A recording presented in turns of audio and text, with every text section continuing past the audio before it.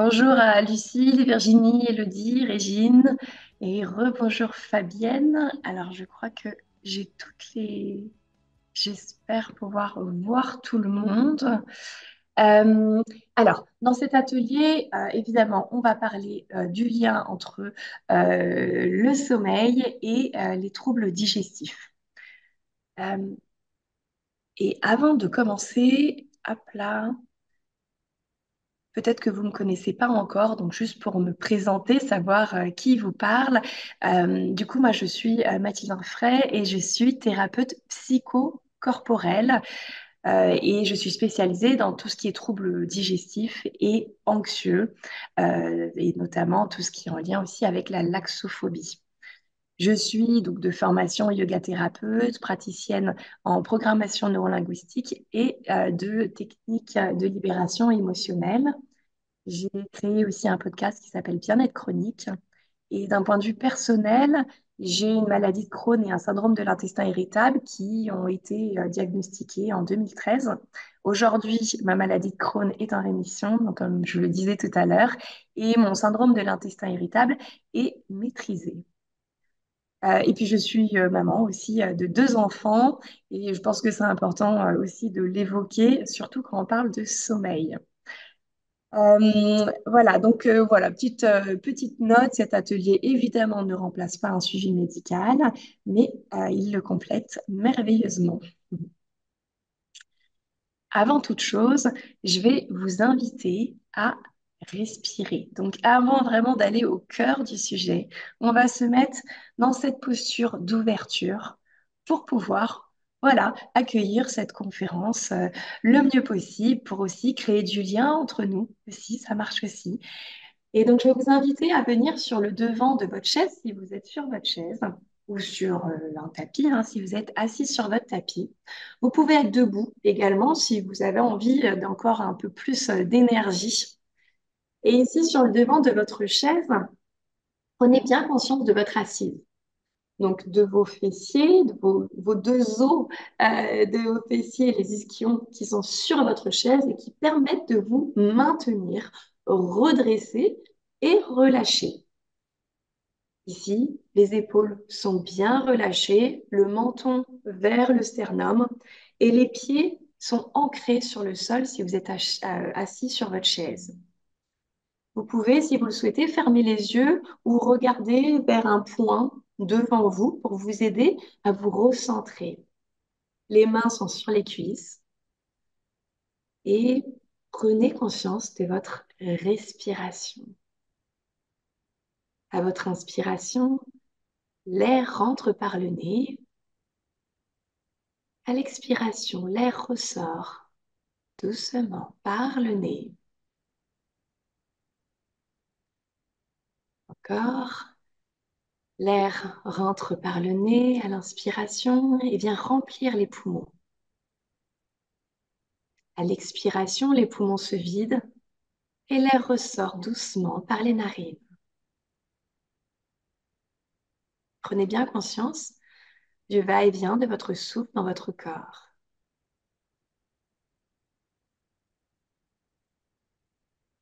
Vous êtes ici et maintenant dans votre corps, assise sur cette chaise ou sur le sol, dans votre respiration du moment.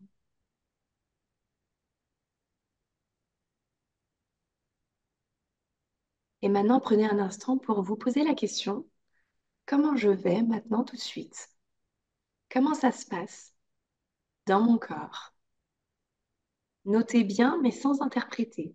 Juste tel que ça arrive, comment je suis à l'instant présent dans mon corps.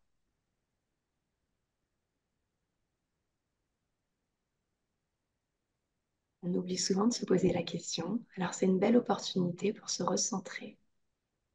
Comment je vais?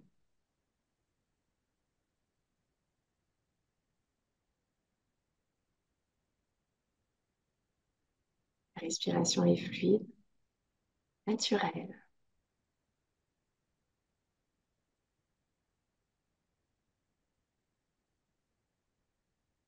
Et puis, on va intégrer un petit peu de mouvement.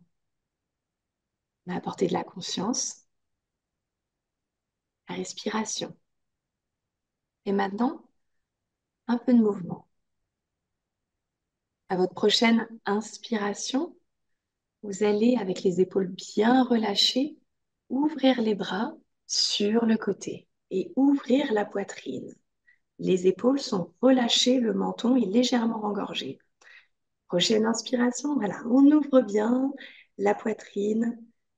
Et prochaine expiration, vous ramenez vos deux mains ensemble. Les doigts de main sont connectés ensemble. Et on continue. Inspire, ouvre les bras sur le côté. Les épaules sont relâchées. Prenez bien conscience, si vos épaules remontent, de les relâcher. La poitrine est ouverte. Expire. Les mains ensemble. Prenez conscience du contact des pulpes des doigts ensemble. Et on continue. Inspire. Ouverture. Confiance. Vous faites de l'espace pour respirer encore mieux. Expire. Les deux mains ensemble. Et puis, vous reposez vos mains sur vos cuisses ou là où c'est agréable pour vous. Et vous prenez un instant pour vous poser la question, quelles sont mes sensations?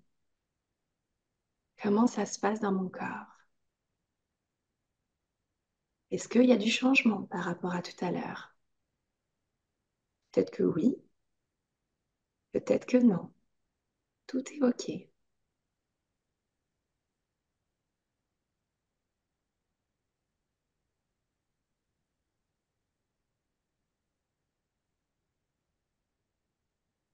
Et puis, vous allez prendre une profonde inspiration par le nez. Et à l'expiration, vous allez ouvrir grand la bouche et expirer bruyamment. Personne ne vous entend. Tous les micros sont bloqués. Donc, allez-y. Inspiration par le nez. Ouvrez grand la bouche. Pour l'expiration. On recommence encore une fois. Inspiration longue par le nez. Ouvrez grand la bouche et déchargez tout ce dont vous n'avez pas besoin. Et retour à la respiration naturelle.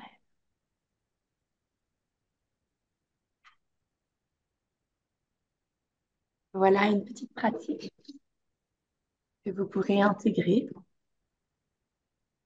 pour un bon sommeil. Et je vous expliquerai comment tout à l'heure. Alors, on parle du sommeil. Et le sommeil fait partie des 5 piliers de la santé durable. Et c'est primordial de bien comprendre que le sommeil, c'est notre capital santé, c'est le pilier qui nous permet d'être en bonne santé, de nous maintenir en bonne santé. Et il y a d'autres piliers, notamment celui dont on avait parlé la dernière fois, lors de la dernière conférence avec Digescience, l'écoute et l'accueil de ses émotions, et bien sûr la régulation du stress, l'activité physique, ou moi j'aime bien l'appeler le mouvement, l'alimentation santé, c'est-à-dire l'alimentation saine, certes, et digeste, l'alimentation qui vous convient, la relation à soi, comment je me vois moi et comment je me vois moi par rapport aux autres. Là aussi, très important. Et donc aujourd'hui, on va vraiment se focaliser sur cette notion du sommeil. Bon, je récapitule un petit peu les bénéfices du sommeil. Peut-être que vous les connaissez déjà, mais c'est assez important de comprendre pourquoi ça a un tel impact dans notre quotidien et dans notre vie en général. Donc, un sommeil d'une bonne qualité a un impact sur notre système immunitaire. Permet d'avoir un système immunitaire qui est fort et qui nous défend donc, contre les infections, les maladies, l'inflammation, etc. Ça permet d'avoir un fonctionnement métabolique qui marche bien, qui permet une bonne digestion des aliments, une production et le stockage de l'énergie. Ça permet bien sûr la croissance pour les enfants, les adolescents.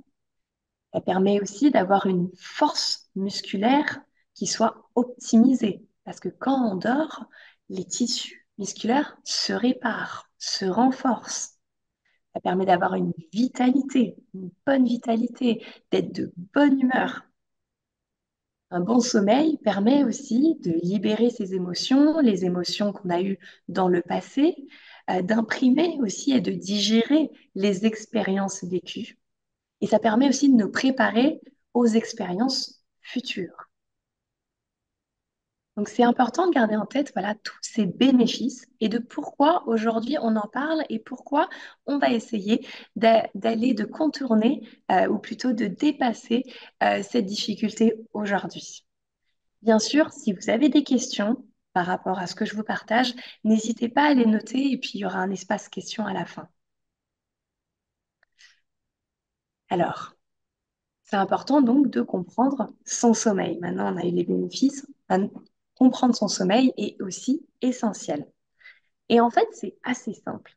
C'est-à-dire que nous, êtres humains, on fonctionne avec le cycle circadien. C'est-à-dire qu'on fonctionne avec le soleil. Donc, on a un rythme jour, nuit, soleil, obscurité. Et en nous, on a une horloge biologique qui fonctionne très bien lorsque on la respecte. Et on va voir tout à l'heure quels sont les deux points essentiels pour bien respecter son horloge biologique. Bien sûr, tout ça, ça se fait en fonction de nos chronotypes. Vous avez peut-être entendu déjà parler de ce terme. Un chronotype, en fait, c'est un petit peu votre euh, façon, en fait, de gérer le temps de sommeil ou plutôt le moment où vous allez aller vers l'endormissement. Donc, il y a des personnes qui sont des couches tôt, des lève tôt. Il y a des personnes qui sont des couches tard et des lève tard et des personnes qui sont à peu près au milieu. C'est important de le savoir parce qu'au niveau des hormones, la sécrétion des hormones et des acides aminés, en fait, on va pouvoir voir en fonction des horaires quand est-ce que, par exemple, la mélatonine, qui est l'hormone du sommeil, va être sécrétée, quand est-ce que va être le début de sa sécrétion et son pic. Donc, typiquement, si on a un couche-tôt, lève-tôt, le début, la sécrétion de la mélatonine va être plus vers 22 heures, parfois 21 heures. C'est pour ça que certaines personnes peuvent se coucher très tôt. Et puis, pour des personnes qui sont plutôt des couches tard, ça va être plus vers 23 heures, minuit. Donc, c'est OK. En fait, c'est bien de se connaître avant pour aussi pouvoir accepter son propre rythme, sa propre biologie. Donc, on a deux circuits, on a l'éveil et le sommeil.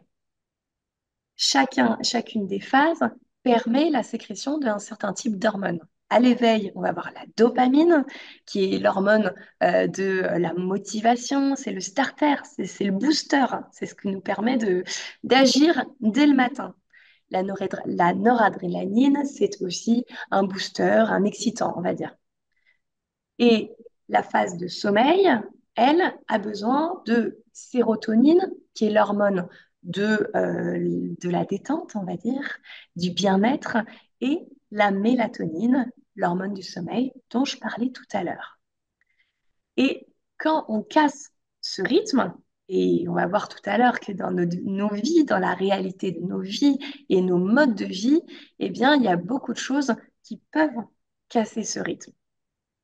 Donc, et c'est là où on peut distinguer deux choses. La carence de sommeil, c'est-à-dire qu'on peut se réveiller le matin pour plusieurs raisons. Ou parce qu'on n'a pas assez dormi, c'est ce qu'on appelle la carence de sommeil.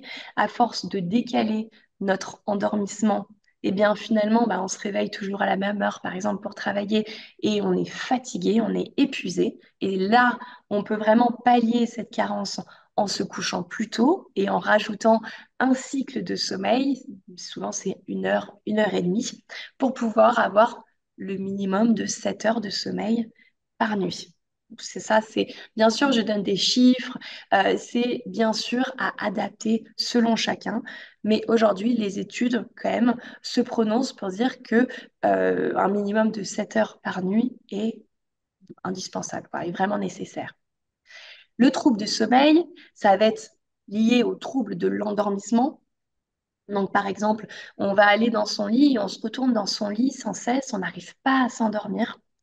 Et souvent, voilà, il y a une certaine anxiété qui se met en place, hein, où plus on a peur de s'endormir, moins on s'endort. Et plus on se décale aussi au niveau de son sommeil et des différentes phases de sommeil. Il y a le trouble. Donc, dans le trouble du sommeil, on retrouve aussi tout ce qui est réveil fréquent. J'ai fait une petite étude sur Instagram et c'était assez intéressant parce que la majorité des personnes qui ont répondu à mes questions, donc la question c'était quelle est votre plus grosse difficulté dans votre sommeil? Est-ce que c'est l'endormissement ou est-ce que c'est les différents éveils, quoi, les réveils fréquents pendant la nuit?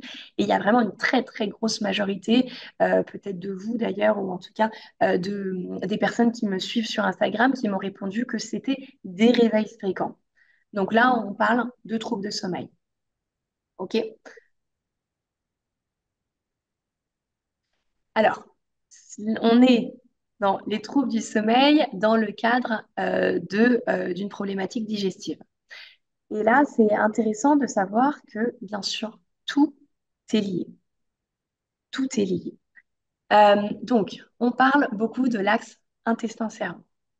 Il faut savoir, évidemment, que quand on a un déséquilibre au niveau du microbiote, ça perturbe les voies montantes nerveuses, c'est-à-dire les messages que l'on va envoyer au cerveau via notamment donc, le nerf vague et tout ce qui est aussi système immunitaire et endocrinien qui produit des hormones comme celle de la sérotonine. Et on l'a vu tout à l'heure, la sérotonine est indispensable pour un bon endormissement.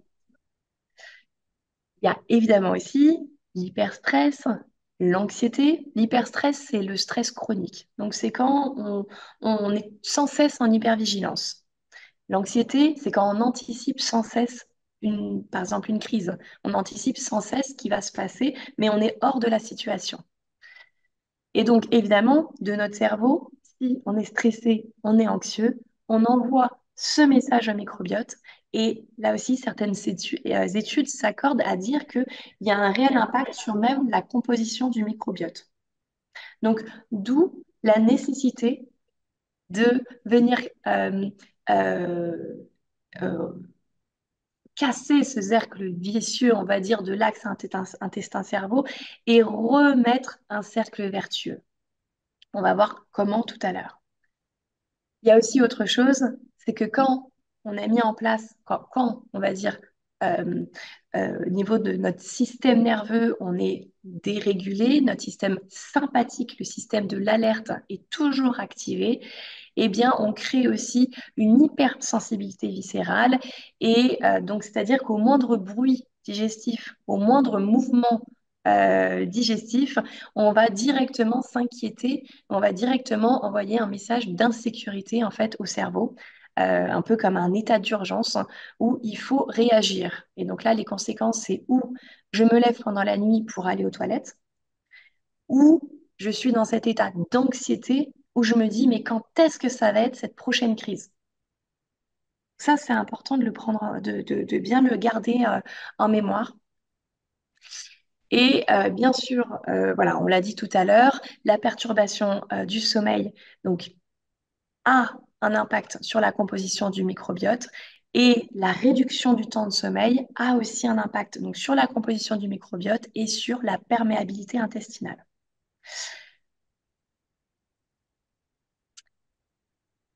Il y a, donc on l'a évoqué tout à l'heure, un impact très fort de la sphère psycho-émotionnelle.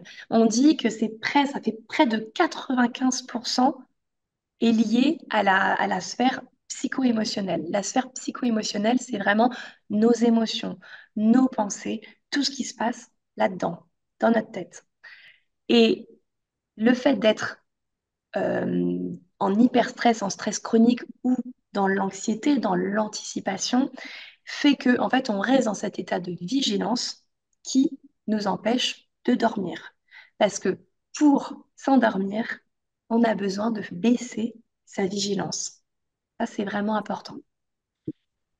Et s'il y a une émotion, notamment, qui n'est non traitée, donc par exemple, si on ressent, euh, alors, au fond de soi, voilà, cette colère très forte, eh bien, on va avoir des pensées du type rumination, on va sentir cette colère dans notre corps, ça va s'exprimer sous la forme de tension, de crispation, on va aussi être fatigué, puisque ça va être l'heure du coucher.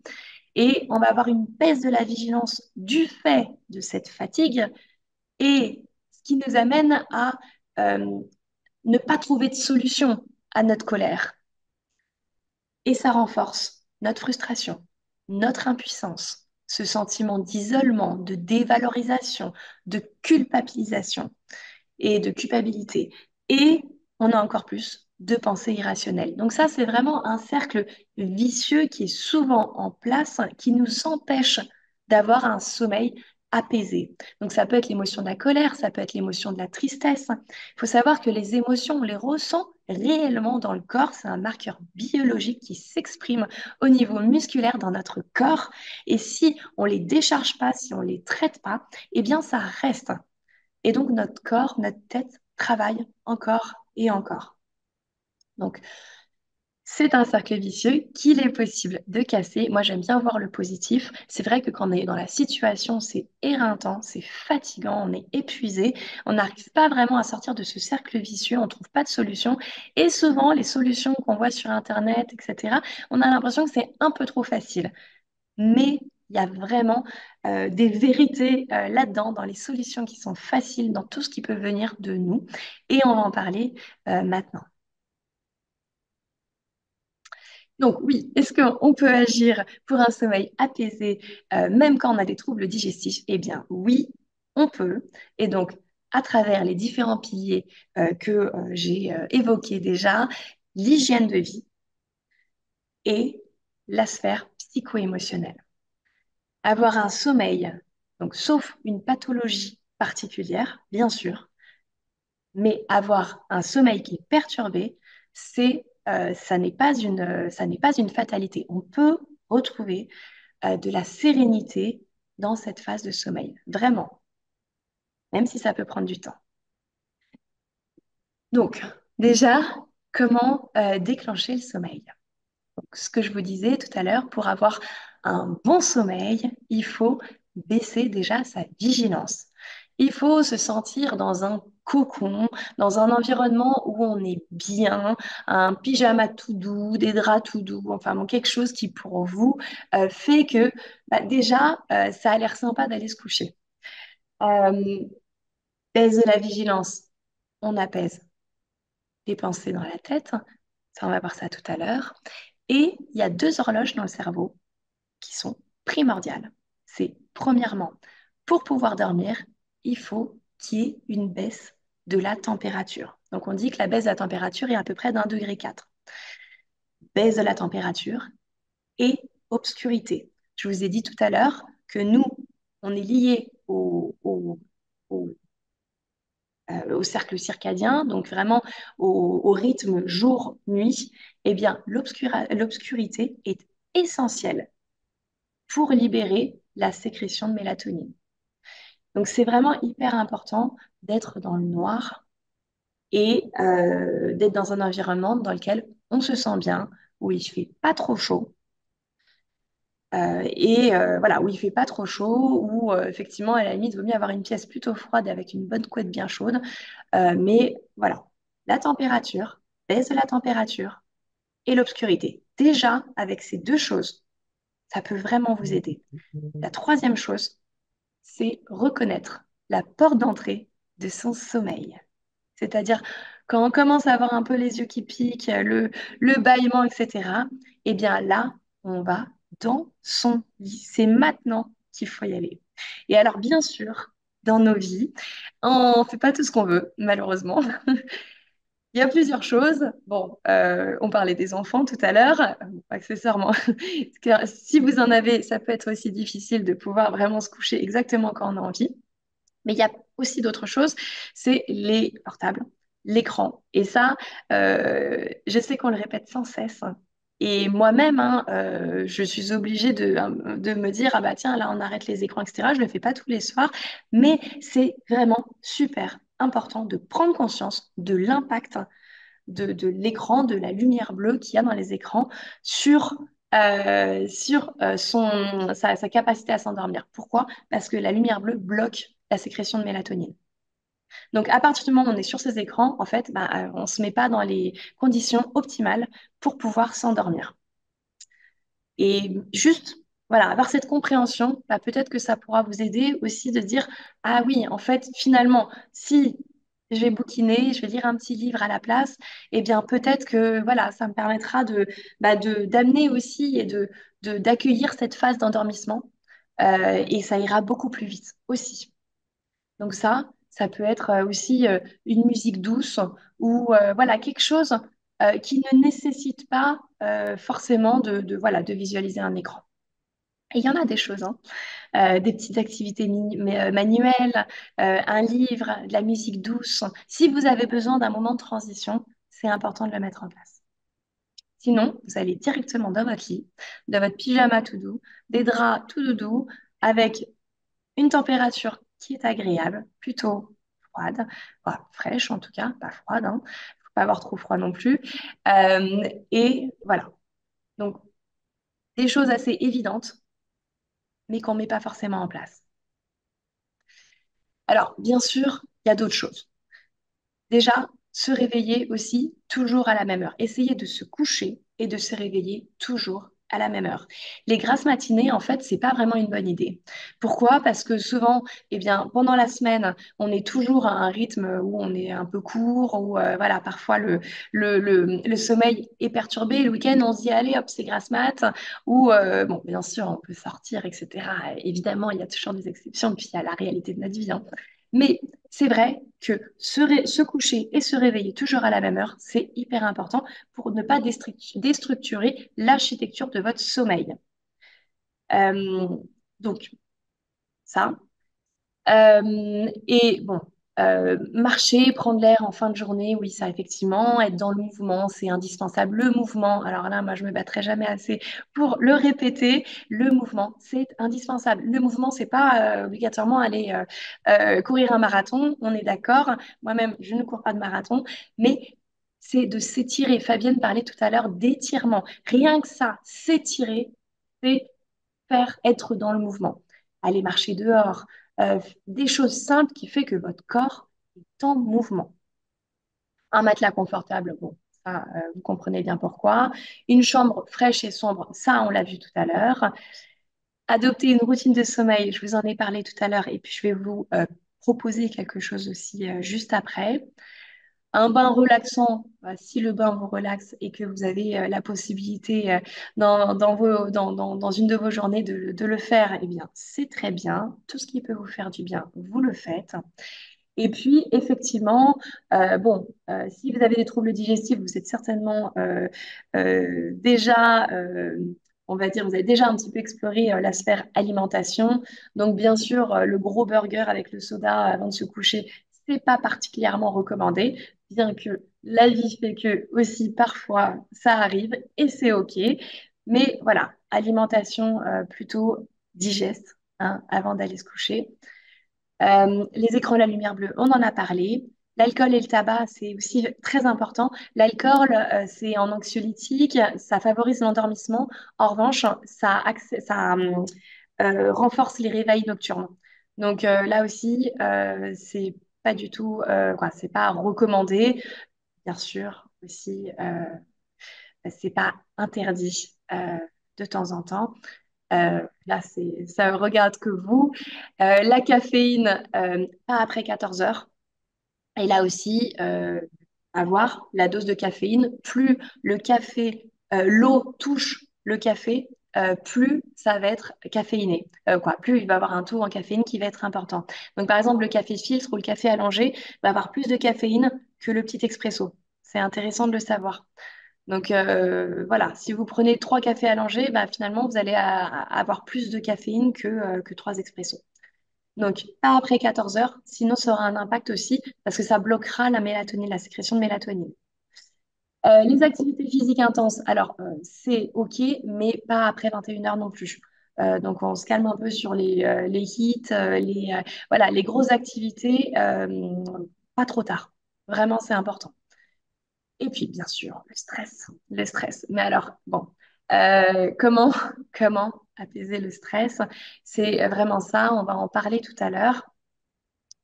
Ça va être vraiment en s'en mettant dans les meilleures dispositions pour pouvoir bien dormir. Et pour se mettre dans les meilleures dispositions, il faut le préparer dès le matin. C'est pas uniquement je vais me coucher et puis j'y arrive pas, je me réveille et puis on n'en parle plus, mais en fait ça me poursuit toute la journée. C'est dès le matin. Et là aussi, Fabienne, tu en parlais très bien tout à l'heure. Vraiment, c'est très juste ce que tu disais. C'est que il y a plusieurs choses à mettre en place. Déjà, donc, on se lève à heure fixe et on sort du lit dès l'éveil. On ne traîne pas au lit ou on ne traîne pas trop au lit. C'est important d'être actif dès le matin. Éventuellement, vous pouvez boire un verre d'eau tiède pour remobiliser un peu le système digestif qui s'est mis en pause pendant la nuit. Et donc un verre d'eau tiède, c'est-à-dire que où vous avez par exemple une bouilloire qui permet de voir la température de l'eau, donc 20 degrés par exemple, il faut que ça soit agréable, pas trop chaud. Et, euh, et sinon, où vous chauffez à peine votre bouilloire, moi c'est ce que je fais. Et voilà, et juste ce petit verre d'eau tiède va vous permettre après bah, déjà de vous hydrater et de stimuler ce système digestif. Des mouvements adaptés. Vous enchaînez avec des mouvements adaptés. Donc des mouvements, ça peut être aussi tout simplement ce qu'on a fait tout à l'heure avec les ailes d'oiseau, c'est ce qu'on appelle les ailes d'oiseau, c'est-à-dire j'inspire, j'ouvre les bras sur les côtés, j'ouvre la poitrine, j'ouvre la cage thoracique, et puis j'expire, les mains ensemble. Et vous faites ça plusieurs fois en conscience, et puis vous posez. Et vous pouvez le refaire, par exemple, 3 cycles par 3 cycles avec des pauses. Ça peut être ça, ça peut être très simple, hein, les mouvements.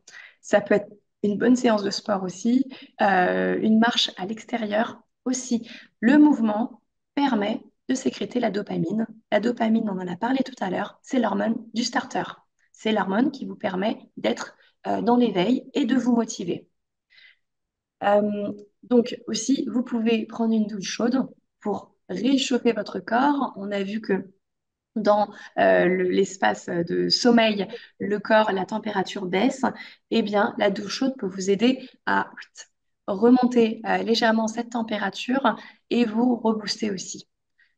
Et bien sûr, la lumière, on a dit tout à l'heure qu'on fonctionnait entre le jour et la nuit. Eh bien, la lumière permet justement donc de stimuler la dopamine, de sécréter de la dopamine pour montrer, voilà, c'est le matin, allez, c'est parti, je peux commencer ma journée. Alors, la lumière, ça peut être soit vous marchez à l'extérieur, si vous le pouvez, soit déjà regarder par la fenêtre. Déjà, regarder par la fenêtre, même si le temps est pas très, voilà, est un peu grisâtre, c'est OK, ça reste de la lumière. C'est important. Ouvrez la fenêtre et faites comme les chats et profitez, savourez, voilà, cette lumière sur votre peau. C'est vraiment indispensable. Donc, ça peut être très simple. Et bien sûr, bon, tout dépend où on vit. Bah, il y a des stimulateurs d'aube aussi, des sortes de lumière qu'on peut mettre en place aussi en hiver, notamment si vous êtes sujette à des dépressions hivernales voilà, ou si vous ressentez quand même que le manque de lumière est vraiment difficile pour vous. Eh bien, il y a vraiment ça s'appelle de la luxe-thérapie, des lumières que vous pouvez mettre donc, dès le matin à votre réveil et ce pendant voilà, les 2 premières heures de votre réveil. Donc voilà, il y a des solutions. Et puis un petit déjeuner protéiné. Alors, si vous prenez un petit déjeuner, évidemment, mais si vous en prenez un, le plus protéiné possible. Pourquoi? Parce que là aussi, les protéines, je la fais courte, hein, mais permettent de sécréter de la dopamine aussi. Donc, voilà la raison pour laquelle beaucoup de personnes, notamment sur les réseaux sociaux, montrent le petit déjeuner protéiné, etc. Mais en fait, ça a une réalité vraiment voilà, biologique. Donc, voilà, bien sûr, ce que je vous propose, hein, vous faites en fonction de votre réalité. On est tous différents, on a tous un rythme qui est différent, on a tous des symptômes différents, des inquiétudes différentes. Mais voilà, piquez, piochez une ou deux propositions pour commencer. Et puis petit à petit, hein, on ne peut pas tout changer en une fois. Et petit à petit, vous intégrez. Alors, donc, ça se prépare dès le matin. Et puis, en début de soirée, vous pouvez aussi agir si vous le pouvez et que vous avez l'espace-temps disponible. Voilà. Mais par exemple, en rentrant du boulot, en rentrant du travail, euh, souvent, on a besoin de décharger un peu. C'est assez important de prendre un petit temps pour soi, si on peut, et de faire une pause. Là, j'ai mis conscience du moment, comme ce qu'on a fait tout à l'heure. On fait une pause, même quelques minutes. Comment ça va aujourd'hui? Comment je me sens? Qu'est-ce qui se passe dans mon corps? Tout est OK. Sans interpréter, j'observe. Et rien que ça vous permet de vous ancrer dans le moment présent, en conscience. Et donc, voilà, ça c'est possible en peu de temps. Et puis, si vous avez un peu plus de temps, vous pouvez faire des étirements. Donc, toujours, par exemple, comme les ailes d'oiseau qu'on a fait tout à l'heure, ça peut, voilà, vous pouvez très bien le refaire. L'essentiel, c'est d'apporter du mouvement. Et puis, quand on est tout crispé parfois de sa journée, et puis en plus, on a eu les transports, et puis en plus, on a eu des douleurs, etc., et ben, on revient à soi et on bouge. Mouvement adapté. Donc, il y a ça, il y a plein d'autres choses. Vous pouvez faire une salutation au soleil si vous êtes, si vous connaissez, voilà, vous aimez le yoga. Vous pouvez faire juste un petit moment de mobilité, mobilité fonctionnelle sur YouTube. Il y a plein de propositions. Et voilà, ça peut être juste faire des mouvements de chien-chat, c'est-à-dire à l'inspiration, donc vous pouvez mettre à quatre pattes ou même assis ou debout. À l'inspiration, donc j'ouvre, je cambre le dos et à l'expiration, j'arrondis le dos. Rien que ça, on stimule le nerf vague, on stimule le système parasympathique, on s'apaise, on se détend et on se prépare pour la phase de fin de soirée qui voilà, se rapprochera du sommeil. Et puis, il y a la respiration anti-stress. Et là, je vais vous inviter à la faire avec moi. C'est une respiration qu'on appelle là une respiration avec décompte. Et donc, en gros, comment ça va se passer? Ça va être une respiration où on va inspirer sur 3 temps, retenir sa respiration sur 3 temps et expirer sur 5 temps. Si à tout moment, lors de la pratique, vous sentez que vous êtes un petit peu bloqué, eh bien, vous réduisez le temps notamment, par exemple, de rétention. OK? Vous ajustez, on revient à l'écoute de son corps. Moi, je vous guide, vous écoutez votre corps. Je porte juste un petit verre d'eau avant. Et puis, je vais vous inviter à vous installer aussi, voilà, comme tout à l'heure, de manière assise, redressée, les épaules relâchées.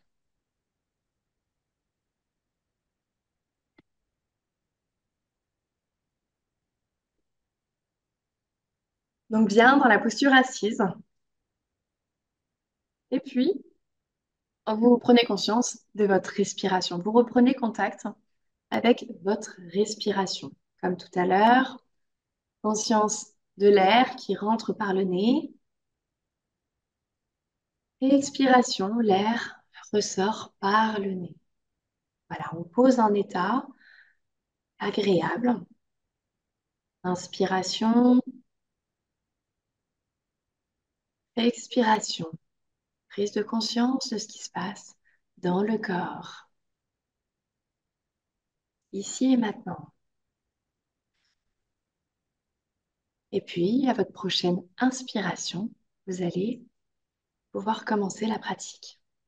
Inspire, 1, 2, 3. Retiens, 1, 2, 3. Expire, 1, 2, 3, 4, 5. Inspire, 1, 2, 3. Retiens, Un, 2, 3. Expire. Un, 2, 3, 4, 5. Inspire. Un, 2, 3. Retiens. Un, 2, 3. Expire. Un, 2, 3, 4, 5. Inspire. Un, 2, 3. Retiens. Un, 2, 3. Expire. Un, 2, 3, 4, 5. Inspire. Un, 2, 3, 4. Retiens. Un, 2, 3. Expire. Un, 2, 3, 4, 5. Inspire. Un, 2, 3. Expire. Un, 2, 3, 4, 5. Inspire. Un, 2, 3. Retiens. Un, 2, 3. Expire. Un, 2, 3, 4, 5. Et vous continuez la respiration à votre rythme, avec le décompte.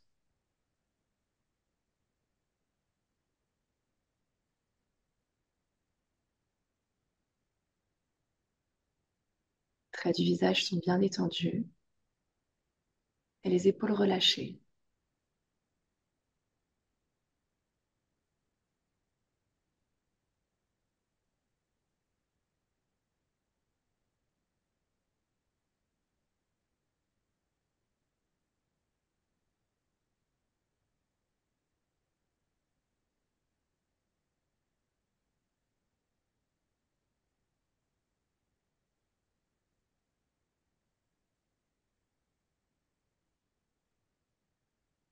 Encore un cycle complet.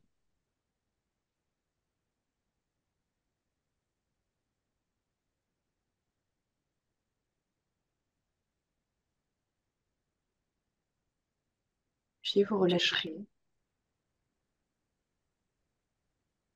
Retour avec la respiration fluide et naturelle.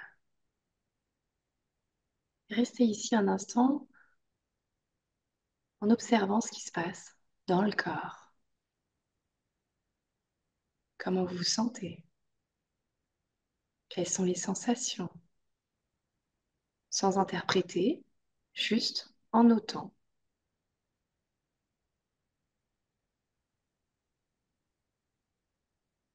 Est-ce qu'il y a des changements?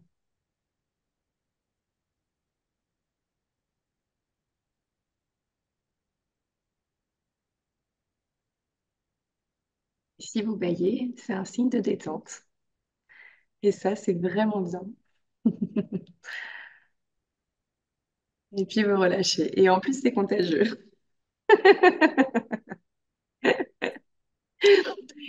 Le bâillement, c'est vraiment un signe de détente, d'autant plus que la mâchoire, c'est une zone où on concentre beaucoup de tension, d'autant plus si on fait du bruxisme. Et ça, se lâcher dans son bâillement, c'est vraiment important parce que ça permet de libérer les tensions de la mâchoire où il y a plein de petits muscles, souvent crispés. Donc vraiment, lâchez-vous à ce niveau-là. Donc ça, par exemple, c'est une respiration que vous pouvez faire. Donc, soit en début de soirée, bien sûr, vous pouvez la faire le matin, vous pouvez la faire n'importe quand. L'essentiel, c'est de l'intégrer. Et parfois, avoir une petite routine, ça peut aider. Et dans son lit, avant de s'endormir,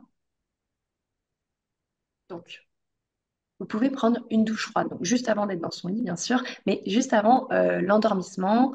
Donc, bon, oui, c'est ça. Juste avant l'endormissement, vous pouvez prendre une douche froide pour vous aider à baisser la température. On parlait tout à l'heure de l'horloge biologique avec la température et l'obscurité. Eh bien, ça, la douche froide peut vous permettre de baisser cette température. Puis, ou juste avant, voilà, vous pouvez faire des mouvements adaptés dans votre lit. Dans votre lit, tranquillement, vous pouvez par exemple vous étirer. Vous étirez les bras vraiment, voilà, des doigts jusqu'aux orteils des pieds. Vous étirez complètement, vous crispez tous les muscles et vous relâchez complètement. Des choses très simples comme cela. Voilà. Après, ça peut être aussi une petite session de yoga, d'étirement, de mobilité. Voilà, ce qui vous fait du bien dans votre lit. Juste quelques mouvements, une torsion, euh, une flexion. Euh, et puis, vous vous mettez dans l'obscurité. Obscurité dans la chambre. Si votre chambre n'est pas très bien isolée au niveau de la lumière, vous pouvez porter un masque. Il y a des masques qui sont hyper agréables à porter. Et voilà, ça peut aussi être une solution. Vous pouvez donc faire la respiration avec des comptes qu'on vient de faire ou une respiration abdominale. La respiration abdominale, alors là, on n'aurait pas le temps de la faire, mais c'est une respiration sur laquelle on se focalise sur son ventre. Donc les deux mains sur son abdomen. À l'inspiration, le ventre se gonfle naturellement. À l'expiration, le ventre se creuse doucement. Donc voilà, sans aucun contrôle, on porte sa concentration sur le va-et-vient de son abdomen. Et là, on s'offre un petit massage abdominal qui est souvent très agréable, surtout quand on a des troubles digestifs. Et vous pouvez aussi vous répéter, si vous le souhaitez, une affirmation positive qui peut vous aider. Donc ça peut être, par exemple, inspire, le souffle m'endort. Expire, ça m'endort. Voilà, un peu comme la technique des moutons là, qui sautent les uns sur les autres, un mouton, deux moutons, trois moutons. Et bien vous, vous pouvez trouver votre petite phrase à vous qui vous permet de vous mettre, voilà, de vous laisser porter dans cette phase d'endormissement. Il y a aussi le balayage corporel qui est assez efficace aussi euh, pour vraiment s'endormir. Et le balayage corporel, alors là, vous trouverez plein de vidéos sur YouTube. Vous cliquez sur balayage corporel, par exemple sommeil ou quelque chose comme ça. Et c'est vraiment voilà, quelque chose que vous pouvez aussi faire tout seul hein, sur, voilà, je suis allongée, confortable dans mon lit et vous prenez conscience de chacun des membres de votre corps. Et vous pouvez vous dire, voilà, les traits de mon visage sont détendus, mes épaules sont relâchées. Mes bras sont détendus, etc. Donc ça, vous pouvez le faire vous-même ou écouter un petit audio. Alors j'ai dit YouTube, mais on disait que les écrans, ce n'était pas forcément adapté. Donc plutôt un petit audio pour vous aider, et là aussi il y en a sur Internet, hein, pour vous aider à vous détendre. Et voilà, après ça, vous pouvez vraiment, si vous n'êtes pas endormi entre-temps, hein, vous pouvez, voilà, la posture. La posture est très importante. Et souvent, la posture du cocon, voilà, où on se replie sur soi, comme la posture du chien de fusil, est assez recommandée. Parce que c'est vraiment une posture de repli, une posture de sécurité. Et on l'a dit tout à l'heure, pour s'endormir, on a besoin de se sentir en sécurité. Donc là aussi, vous piochez ce qui vous convient. C'est vraiment important que voilà, vous puissiez l'adapter à votre réalité. Et puis, qu'est-ce qui se passe quand on se réveille pendant la nuit? Parce que, bon, c'est assez rageant quand même, hein. Quand on se réveille, on s'est bien endormi, on a tout fait comme il fallait, entre guillemets, hein, et finalement, on se réveille. Alors, plusieurs choses. Je voudrais juste noter quelque chose. J'ai dit, on a tout fait comme il fallait. Mais ça, je voudrais juste insister sur ça, c'est que on évite la performance. C'est-à-dire que tout ce que je vous propose, eh bien, il n'y a pas de résultat. Il n'y a pas besoin de s'attendre à un résultat. C'est vraiment le chemin. C'est le fait de le faire en conscience qui est important. Le résultat, on s'en fiche un peu. Parce que le résultat, en fait, va vous stopper dans ce lâcher-prise. Et nous, ce qu'on veut, c'est faire baisser cette vigilance pour arriver à cet état de lâcher-prise complet. Donc, si vous ressentez que vous êtes en résistance parce que vous voulez un résultat, eh bien, peut-être que c'est pas le bon outil pour vous et que peut-être, voilà, prendre une douche ou voilà, quelque chose de différent sera plus adapté pour vous. Et c'est OK, c'est OK. Et c'est là où, bien sûr, voilà, un accompagnement adapté est important parce qu'on est tous différents. On est tous différents. Mais donc, quand on se réveille pendant la nuit, alors bien sûr, ce que je disais tout à l'heure, Ça peut être très rageant, mais on ne rentre pas dans ça. On ne rentre pas dans ça. C'est-à-dire qu'on commence pas à être en colère hein, et à dire oh, je vais être encore fatiguée demain, ça va être horrible. Euh, voilà, en plus j'ai ça à faire. Alors bon, bien sûr, c'est très dur hein, quand on a le travail, les enfants, juste notre vie, notre quotidien, c'est pas facile. Hein.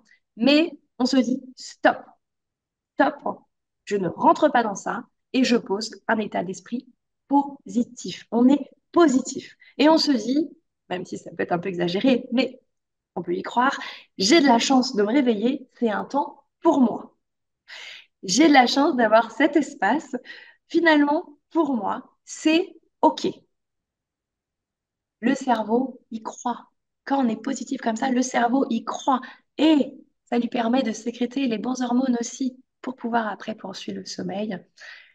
Et donc, voilà, si vous n'y arrivez pas, que même, voilà, en essayant de se dire, bon, c'est OK, eh bien, surtout, ne pensez pas à vous endormir à tout prix. Ça ne sert à rien. Si vous dites, il faut que je m'endorme, il faut que je m'endorme, il faut que j'endorme, eh bien, c'est un peu comme l'analogie de l'éléphant rose. Surtout, ne pensez pas à l'éléphant rose. Eh bien, bien sûr, il y a l'éléphant rose qui arrive. En tout cas, pour moi, ça fait ça. Mais voilà, vous risquez surtout de vous énerver parce que ça marche pas. Donc, sinon, ce que vous faites, vous vous asseyez sur votre lit et vous vous dites, je ne vais pas m'endormir. Il ne faut surtout pas que je m'endorme. Je ne vais pas m'endormir, je ne vais pas m'endormir, je ne vais pas m'endormir, je ne vais pas m'endormir. Et vous répétez ça jusqu'à ce que, eh bien, vous réallongez de manière presque naturelle et vous retournez dans votre phase de sommeil. Donc ça, c'est une proposition qui peut potentiellement bien marcher. C'est ce qu'on appelle l'injonction paradoxale. Autre chose, autre proposition, c'est soit la visualisation d'un lieu dans lequel vous vous sentez bien, donc ce qu'on appelle un lieu de ressources. Alors cet outil il marche quand on le pratique tous les jours. C'est vraiment important.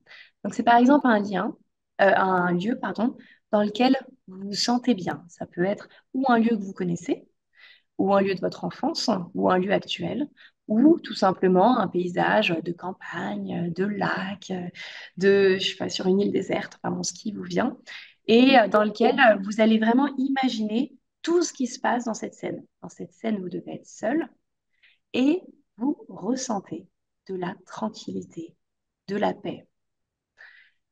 Donc, et vous visualisez tous les détails de cette scène. Donc, je suis sur cette île déserte, je vois un palmier avec trois noix de coco, le ciel est bleu, euh, je sens la chaleur du soleil sur ma peau, voilà. Et puis, vous pensez à cet état de paix, cet état d'apaisement, de sérénité. Vous visualisez, vous visualisez. L'autre proposition, ça peut être tout simplement de vous remémorer un moment de votre journée, quelque chose de complètement neutre, mais que vous faites de manière presque routinière.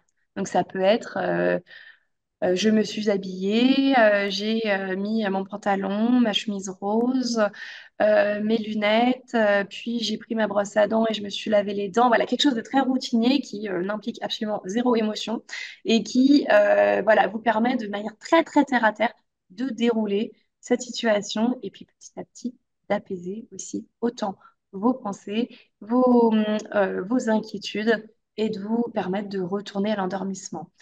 Donc voilà, quelque chose de vraiment neutre, sans interprétation.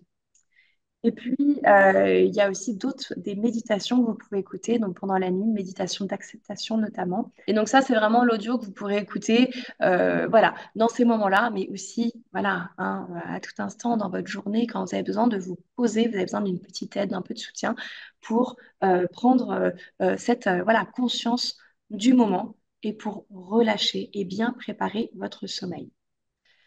Alors, euh, est-ce que vous êtes prêts à vous endormir?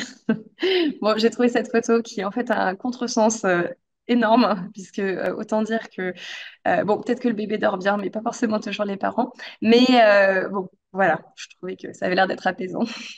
Puis parfois, avoir des photos comme ça apaisantes, ça fait du bien aussi. Alors, juste pour résumer, donc, donc ce qu'il faut retenir, c'est qu'on peut apaiser son sommeil en améliorant son hygiène de vie. Donc, on a vu des choses très simples à mettre en place, mais parfois on ne le fait pas. Donc, des choses très simples à mettre en place, l'obscurité, la température du corps et prendre en charge aussi ses émotions. Les émotions non traitées impactent le sommeil et il est essentiel d'apprendre à les écouter pour les digérer, sans faire de jeu de mots. Donc là aussi, c'est important de se dire, voilà, d'accepter, bon là, en fait, je suis triste, cette tristesse, je le sens dans cette partie du corps, à cette intensité, j'ai ce sentiment de dévalorisation, de culpabilité, j'ai l'impression d'être nulle, et mes pensées, c'est, je suis nulle, j'y arriverai jamais, ce ventre, c'est une malédiction, etc., etc. Eh bien ça, on le sort, on l'oralise, on l'exprime et on le fait en mouvement pour réussir à décharger toutes ces tensions. Les intestins et le cerveau communiquent sans cesse et là aussi, évidemment, ont un impact dans les deux sens, hein, dans le sens positif et dans le sens pas forcément toujours positif sur notre sommeil. Donc là, c'est important aussi de le prendre en compte juste pour cette compréhension. Et donc, pour savoir où est-ce qu'on peut agir, on peut agir autant aussi sur notre ventre, notre microbiote, on peut agir autant sur nos émotions, sur notre cerveau pour qu'il soit en sécurité. La sécurité, c'est primordial. Le sommeil se prépare dès le matin et il est important d'avoir des horaires réguliers dès le matin. Et puis, un micro-changement à la fois, c'est ce que je vous disais, ça demande de la patience de changer les choses. Ça se fait pas comme ça en claquement de doigts, ça se serait, mais ça se fait. Et c'est là où il faut pas perdre espoir, c'est là où il faut persévérer, il faut avoir beaucoup de patience, parce que si vous avez cette volonté et que vous mettez une petite action par une petite action, eh bien, au fur et à mesure, vous allez voir, vous allez retrouver un sommeil apaisé. Il faut vraiment y croire. Voilà. Et puis, si vous avez des questions, alors je...